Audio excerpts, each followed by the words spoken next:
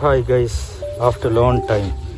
It's a simple village around Colombo, the capital city of Sri Lanka. I am going through a paddy field here.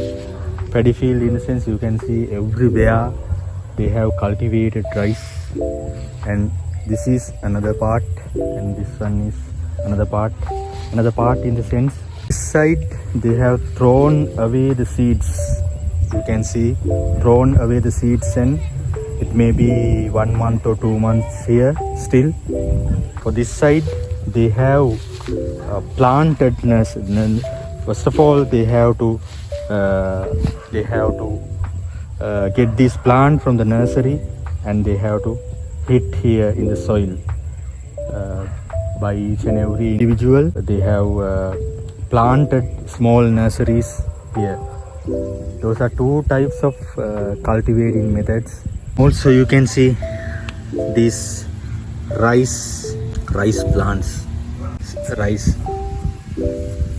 There is a huge process when it comes to the market. When it comes to the market as final product, there's a huge process.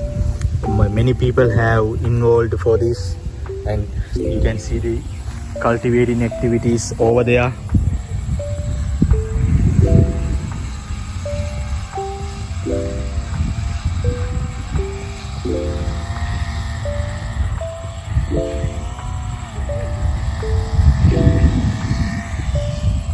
And also in the middle of the paddy field there is something called small water path.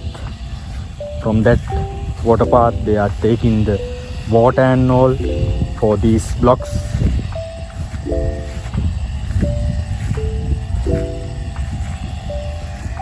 Here is the water path, you can see. And in the middle of the paddy field they are taking the water from this, and this is the point they are issuing that excess water again to that water path. And also the inside and outside mechanism is there under this underground holes and all they are using for that. Flowers, Sri Lankan flowers, and many animals are there.